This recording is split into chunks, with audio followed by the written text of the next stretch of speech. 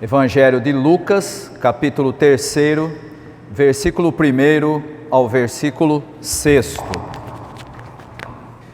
No 15º ano do reinado de Tibério César, quando Pôncio Pilatos era governador da Judéia, Herodes, tetrarca da Galileia, seu irmão Filipe, tetrarca da Itureia e Traconites, e Lisânias, tetrarca de Abilene, Anás e Caifás exerciam o sumo sacerdócio. Foi nesse ano que veio a palavra do Senhor a João, filho de Zacarias, no deserto. Ele percorreu toda a região próxima ao Jordão, pregando um batismo de arrependimento para o perdão dos pecados. Como está escrito no livro das palavras de Isaías, o profeta: voz do que clama no deserto, preparem o caminho para o Senhor, façam veredas retas para Ele. Todo vale será aterrado e todas as montanhas e colinas niveladas. As estradas tortuosas serão endireitadas e os caminhos acidentados aplanados, e toda a humanidade verá a salvação de Deus. Nós estamos no segundo domingo do Advento, e o segundo domingo sempre traz essa característica especial, a figura de João Batista como aquele que prepara o caminho para a vinda do verdadeiro Messias, Jesus Cristo. Os irmãos acompanharam aí a leitura, tanto do Antigo Testamento, lá do texto de Zacarias, também do livro do Evangelho de Lucas, no capítulo 1, que também aponta para a figura de João Batista, e agora nós estamos meditando no texto que fala justamente do início do ministério de João Batista. Se você acompanhou aí a leitura, você deve ter percebido que os primeiros 2 versículos do texto situam a atuação de João Batista na história. Nesse momento, o imperador era Tibério, que foi imperador entre o ano 14 até o ano 37, já da era cristã, e a descrição que aparece aí no começo do texto é feita de cima para baixo. Começa com o imperador, depois passa para o governador, depois passa para os tetrarcas. O tetrarca era o sujeito que tomava conta da 4ª parte de uma província, até chegar nas autoridades religiosas, aqueles que eram ligados ao templo. E é exatamente nessa época que começa o ministério de João Batista no deserto. E essa característica da pregação de João Batista no deserto não é ocasional, não é um acaso. Alguém que cresceu longe dos centros de poder e que agora começa a sua proclamação da mensagem justamente de juízo aos poderosos, e começa a sua pregação no deserto. Só para que você entenda a pregação de João Batista, é preciso que a gente perceba a ligação da mensagem dele com aquilo que a própria Maria, mãe de Jesus, tinha anunciado naquele que é chamado o Cântico de Maria. Se você voltar lá no capítulo 1 de Lucas, você vai encontrar o Cântico de Maria. E no Cântico de Maria, ela faz uma afirmação que vai aparecer de novo na pregação de João Batista. Ela diz que Deus será aquele que governará e que tirará o poder daqueles que ocupam os reinos dos poderosos e colocará os humildes nos seus lugares. E todos os povos, todos aqueles que eram antes os que governavam, agora estariam submetidos ao verdadeiro enviado de Deus, que é Jesus. E aqui então nós encontramos João Batista proclamando uma mensagem para aqueles que ocupavam, e não é à toa que está aí a lista das autoridades no capítulo, proclamando a mensagem justamente para eles.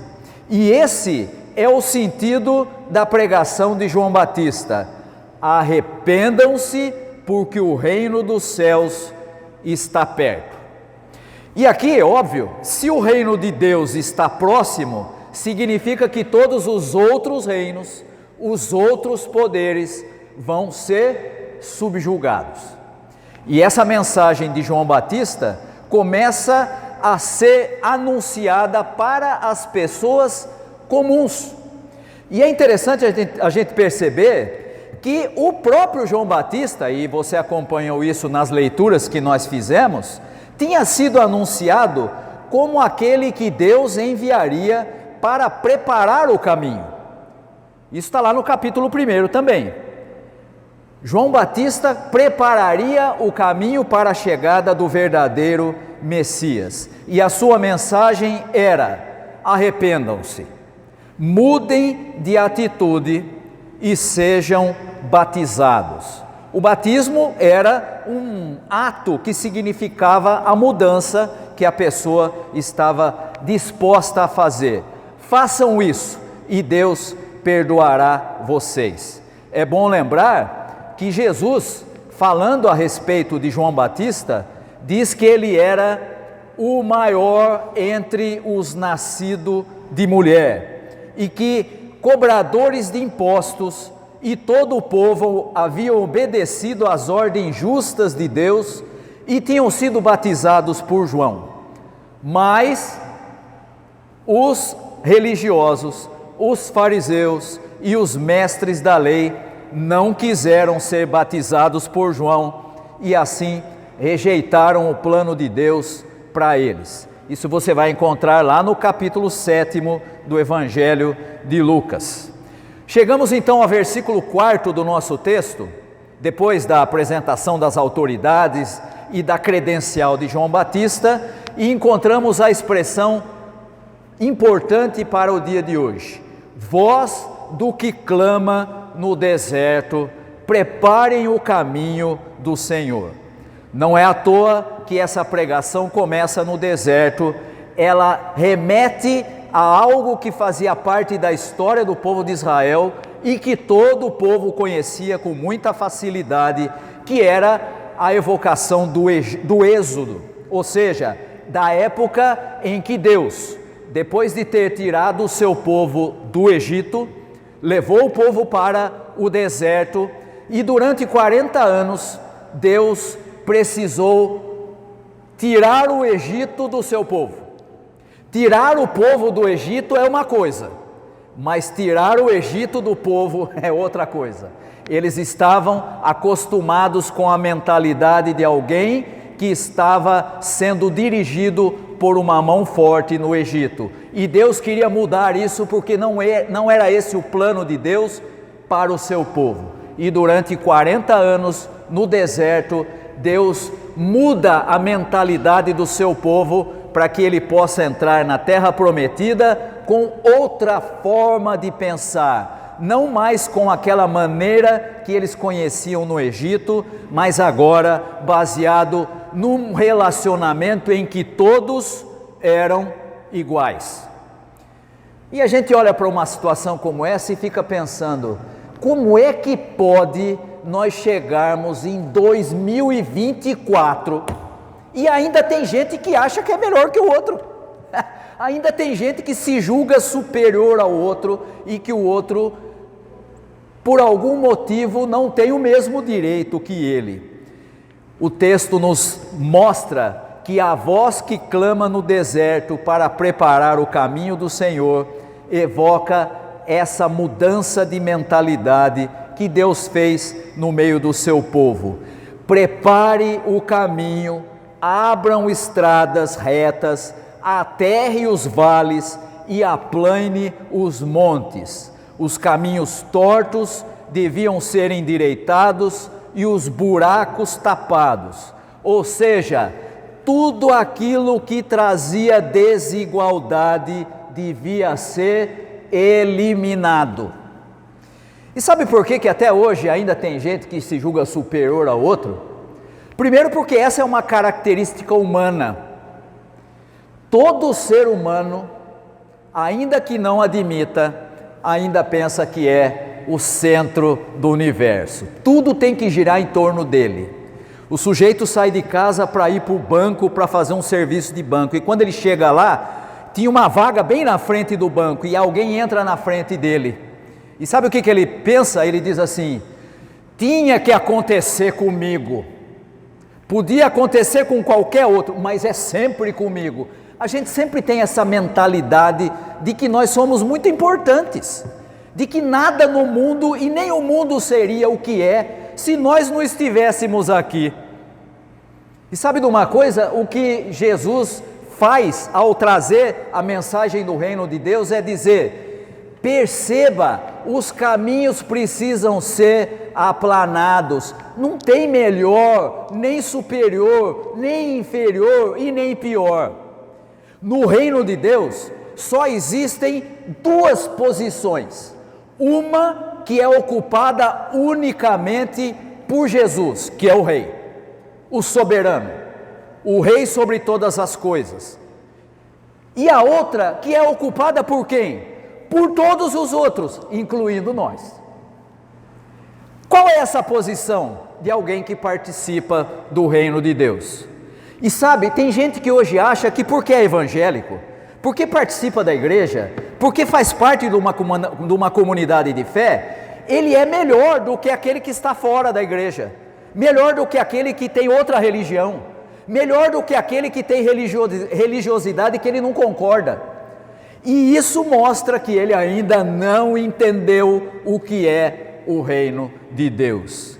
Voz do que clama no deserto, prepare o caminho, abram as estradas retas, aterre os vales, aplane os montes. Os caminhos tortos devem ser endireitados e os buracos tapados. Tudo o que traz desigualdade precisa ser eliminado. Chegou o reino que não se revela como um império, não é como era lá na época do Egito, e também não é como era na época do Império Romano, que nós vimos aqui no começo do texto. Agora no reino de Deus, as coisas são diferentes, não é mais como o império que oprime e discrimina, mas como uma família de iguais.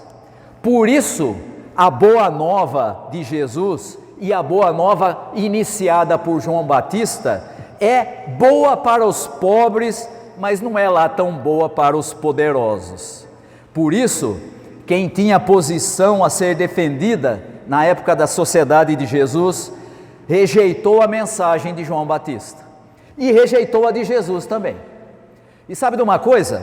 Hoje em dia nós temos muita gente nas comunidades de fé que também não gostam de perder nenhum tipo de privilégio. Se a mensagem do Evangelho ferir alguma suscetibilidade na igreja, o sujeito já olha meio torto, né? E já olha para aquilo que o pastor fala: esse pastor aí não sei não, hein? Está querendo tirar a minha posição de privilégio. Não, o pastor não quer tirar nada, é a mensagem do reino que diz isso. Nós fazemos parte de um reino que não se revela como um império, mas como uma família de iguais. Por isso, a boa nova é boa para aqueles que estão abertos à mensagem do reino. Por isso ela não é tão boa para quem quer manter algum tipo de privilégio. O Evangelho de Jesus, nesse sentido, é bastante revolucionário e por isso, nos nossos dias, com muita frequência, ele é diluído para que as pessoas não se sintam muito ofendidas. E vou te dar um exemplo disso que eu estou falando. Quando você fala de arrependimento, de mudança de atitude, tem gente que diz assim: não pode falar isso. Você vai falar isso na igreja, as pessoas vão embora. Elas não querem que você cobre. O pastor não tem que cobrar nada, é a Escritura quem nos cobra de que tenhamos uma vida correta diante de Deus. Essa é uma exigência do reino. Quer saber como é viver no reino? Eu vou te dar uma dica bastante prática. A hora que você chegar na sua casa, Pega lá o texto bíblico. A Bíblia é o livro mais vendido no mundo, não é o mais lido, tá? Porque tem muita gente que tem Bíblia, não lê de jeito nenhum, né? É o livro que está na casa de todo mundo, quase ninguém lê, uma meia dúzia é que tem o hábito de ler a Bíblia. Mas pega lá o texto bíblico e leia 3 capítulos, não precisa ler a Bíblia toda não, né? São 66 livros, é muito grande, eu não sei que época é, não, leia 3 capítulos, nada mais que isso. Mateus 5, 6 e 7, sabe o que é isso? Sermão do Monte. Leia lá e você vai descobrir o que é que Jesus diz que deve acontecer na vida de quem é seguidor dele, que é comprometido com o reino de Deus. E você vai ver que a exigência lá é enorme. E aí quando você fala, irmãos, nós precisamos mudar de atitude, precisamos de arrependimento. Não fala isso, porque as pessoas não querem ouvir nada que as cobre.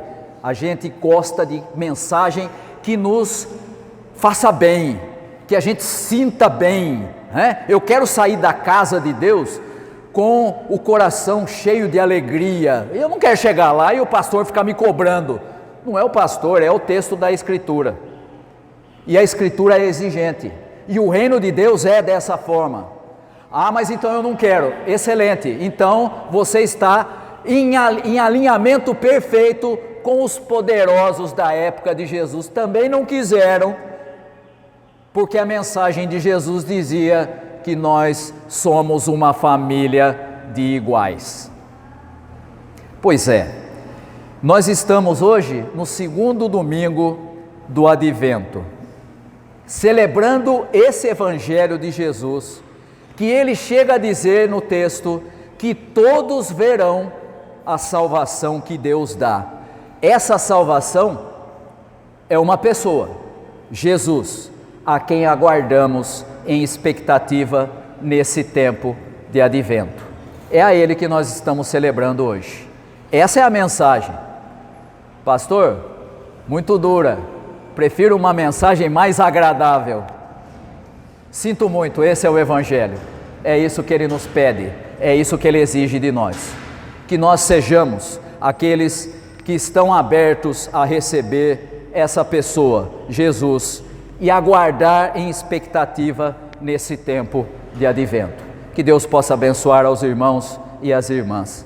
Amém.